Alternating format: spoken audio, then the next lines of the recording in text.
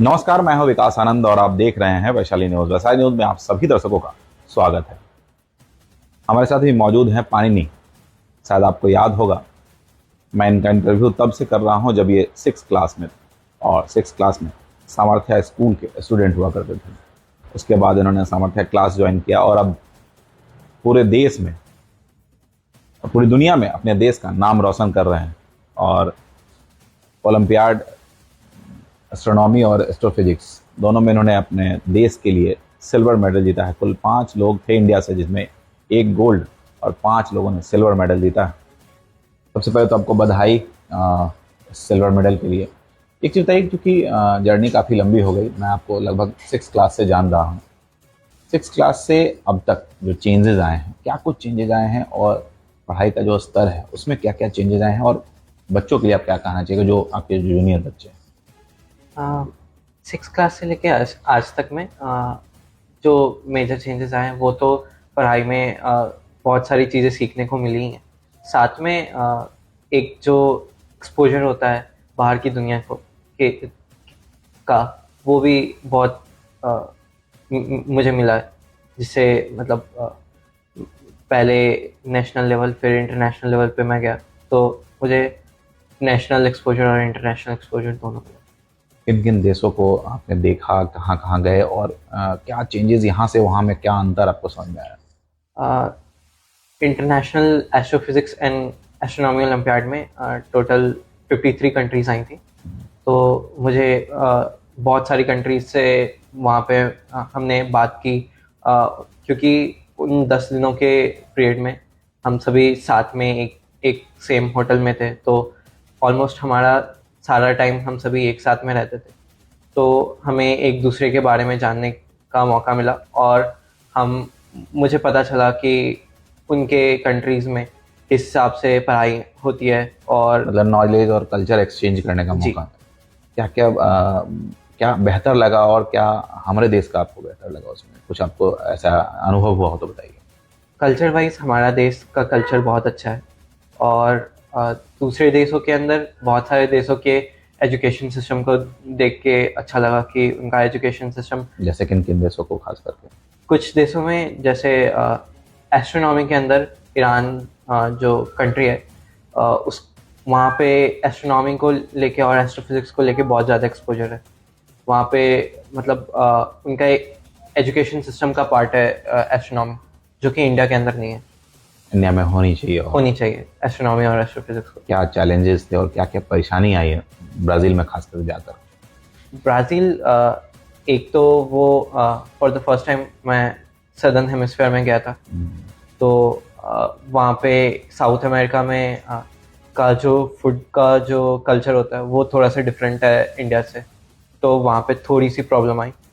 और फिर वहाँ पे जो नॉर्मल वहाँ का वेदर वगैरह था, तो उसके साथ एडजस्ट करने में थोड़ा सा टाइम लगा। कैसे मैनेज किया फिर आपने?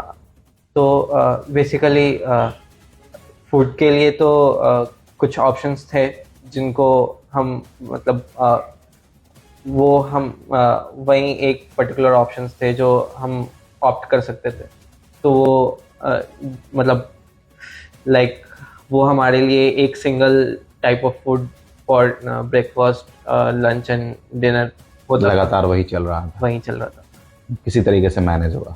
हाँ। एक और चीज़, चूँकि काफ़ी टाइम आप वहाँ रहे हैं, लोगों से देखा मिले, चूँकि एस्ट्रोनॉमी एक अलग तरीके का सब्जेक्ट है। हम लोग बचपन से ही बचपन में जब आंगनों में होते थे, छतों पे होते थे, तो तारे दिखाई पड़ते थे। अब आज जो पॉल्यूशन है उससे कई सारी परेशानियाँ आई हैं, तारे दिखने बंद हो गए हैं। हम अपने बच्चों को जो बचपन में एस्ट्रोनॉमी के बारे में बता सकते थे, आज हम किताबों में भी ठीक से नहीं बता पाते, क्योंकि प्रैक्टिकली उनको दिखा नहीं पाते। जो इस फील्ड में काफ़ी ऊपर तक जाते हैं उनको ही समझ में आता है बातें, क्योंकि बचपन में हमको यह दिखाई पड़ता था। अब सिर्फ सूरज और चांद के अलावा कोई दिखता नहीं, जो जनरल है। तारे भी बहुत मुश्किल से दिखते हैं, अगर किसी बहुत ग्रामीण इलाके में चले जाएं या तो थोड़ा बहुत कहीं दिख जाए तो दिख जाए। क्या कहेंगे एस्ट्रोनॉमी को लेकर के कि क्या होना चाहिए जो हम बचपन से बच्चों को एस्ट्रोनॉमी के बारे में जागरूक कर सकें, उन्हें बता सकें? पहले तो तारे और चांद की कहानियां भी दादी माँ सुनाया करती थी, लेकिन अब तो न दिखते हैं न सुनाया जाता है। क्या चेंजेस आना चाहिए और क्या होना चाहिए जिससे इस सब्जेक्ट को और बल मिलेगा? एक तो जो अ, आज के टाइम में पॉल्यूशन तो बहुत ज़्यादा बढ़ रहा है, वो एक फैक्टर है। और तारों को देखने के लिए लाइट पॉल्यूशन जो होता है, उसकी वजह से नॉर्मली हम सिटीज़ के अंदर और आज के टाइम में शायद गाँव में भी लाइट पॉल्यूशन ज़्यादा होता है, तो उसकी वजह से हम तारों को नहीं देख पाते। पर कुछ ऐसी जगह होती हैं जहाँ पे लाइक वो सिटी से थोड़ी सी दूर की एरिया होती है, और जंगल और खेतों की जो हाँ, एरियाज होते हैं। जैसे हमारे कैंप के टाइम में जो इंडियन गवर्नमेंट हमें करा रही थी, तो वहाँ पे जीएमआरटी ऐसी जगह थी जो सिटी से दूर थी, और वहाँ पे ये मेंटेन किया जाता है कि लाइट पॉल्यूशन मिनिमम हो। तो वहाँ से स्काई दिखती है अच्छी, लेकिन उतनी भी अच्छी नहीं दिखती है जो कि पहले दिखती थी। मतलब ये बस एमेचर एस्ट्रोनॉमर्स की बस प्रॉब्लम नहीं रही। अगर हमें डीप स्टडी भी किन्हीं साइंटिस्ट्स को करनी पड़ती है, तो उनके लिए भी बहुत बड़ी चैलेंज होती है कि टेलीस्कोप को कहाँ पे सेटअप करें कि लाइट पॉल्यूशन कम हो। इसकी वजह से बहुत कम ही हम एक्सप्लोर कर पाते हैं स्काई को। तो उसको कैसे ठीक किया जा सकता है, कैसे इन चैलेंजेस को कम किया जा सकता है?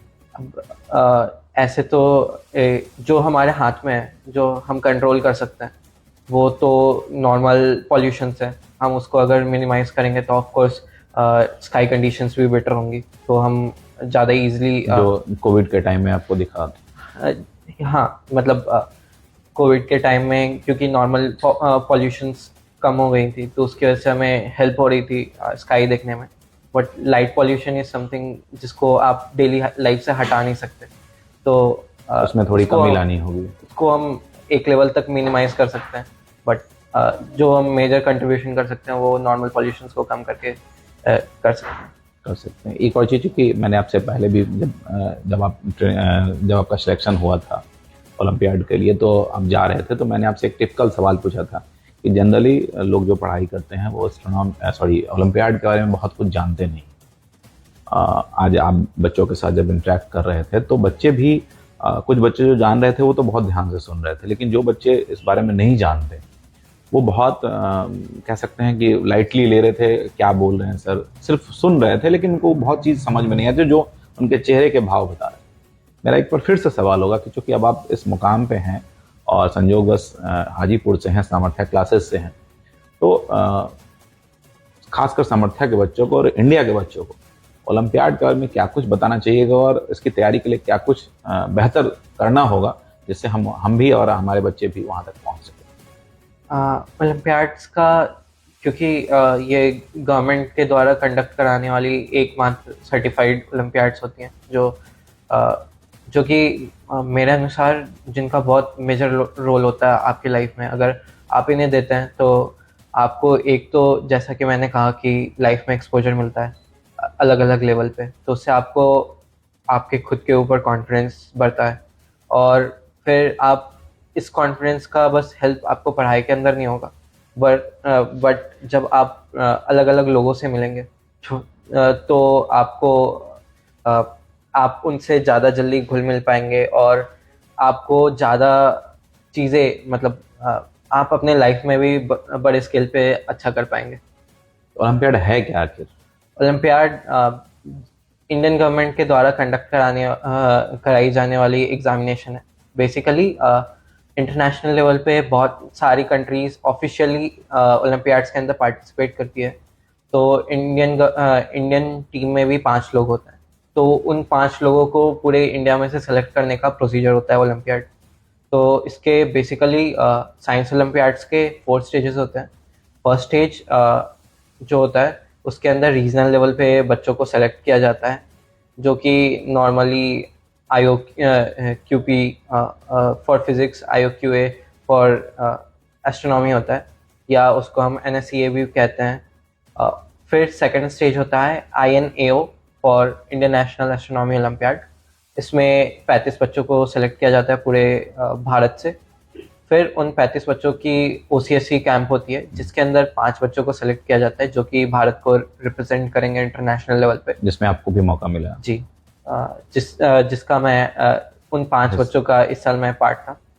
तो फिर उन बच्चों को पीडीसी में और ट्रेन किया जाता है क्योंकि वो भारत को रिप्रेजेंट करने वाले हैं। फिर हम इंटरनेशनल्स के लिए जाते हैं और इंडिया को रिप्रेजेंट करते हैं और हम एग्ज़ाम देते हैं और हमें मेडल्स मिलता है। मेडल्स मिले, कैसा लगा आपको? ऑफ कोर्स वो प्राउड मोमेंट थी कि हम इंडिया को रिप्रेजेंट कर रहे हैं और हमें एक मेडल मिला। और हाँ, थोड़ी सी दुखी है कि गोल्ड नहीं मिला। लेकिन फिर अच्छा, आगे क्या करना है, आगे क्या विचार है और किस लेवल पे जाना चाहते हैं? अभी तो मेरे पास एक और साल है ओलंपियाड्स देने का, तो मैं इस साल कोशिश करूँगा कि मैं गोल्ड लाऊं। और ऐसे लाइफ के अंदर तो research is also an option for like astronomy, लेकिन अभी पहले तो आईआईटी करना है। अच्छा, कुछ तो सोचा होगा आपने, चूंकि उम्र के इस पड़ाव में है कि बड़े होकर क्या बनना है, खास करके अगर एस्ट्रोनॉमी को ही आपने अपना फील्ड चुना है, इस क्षेत्र में क्या करना चाहते हैं जो इस देश के लिए हो, आपके लिए हो, पूरी दुनिया के लिए लाभकारी हो?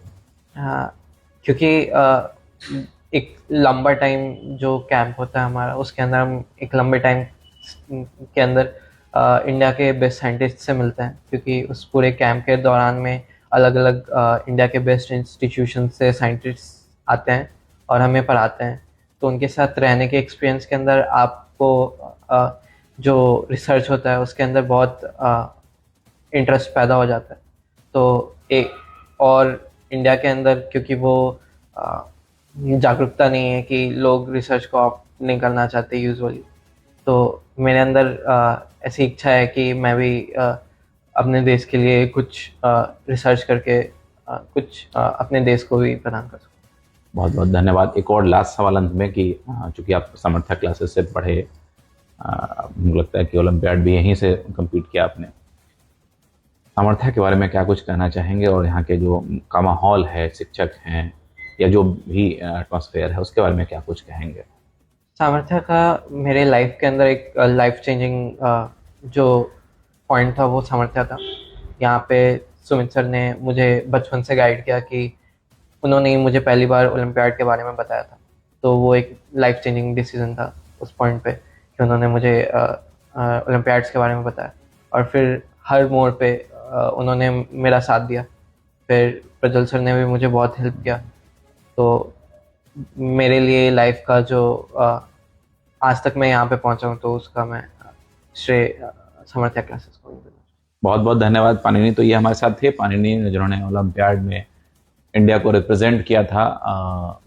ब्राज़ील जाकर 10 दिनों के रिसर्च में अपना देश को पार्टिसिपेट करने के बाद सिल्वर मेडल लेकर आए हैं और इनका ध्येय है कि अगले वर्ष ये गोल्ड भी लाएँ और देश के लिए बेहतर से बेहतर रिसर्च कर देश को और लाभ पहुँचाएँ। तो आज इनसे खास मुलाकात में बस इतना ही। क्योंकि आप बच्चे जो देख रहे हैं या उनके जो गार्जियन देख रहे हैं, ओलंपियाड के बारे में जानें, समझें और अपने बच्चों को रिसर्च के क्षेत्र में आगे भेजें, हमारा उद्देश्य यही है। और जिस प्रकार से पाणिनि ने मोटिवेट किया है, निश्चित तौर पर आप तमाम बच्चों के लिए लाभकारी होगा और हम उम्मीद करेंगे कि हमारे देश के और भी बच्चे इस प्रकार से देश का नाम रोशन करें। तो आज के इस खास मुलाकात कार्यक्रम में बस इतना ही। विकास को दीजिए याद। नमस्कार।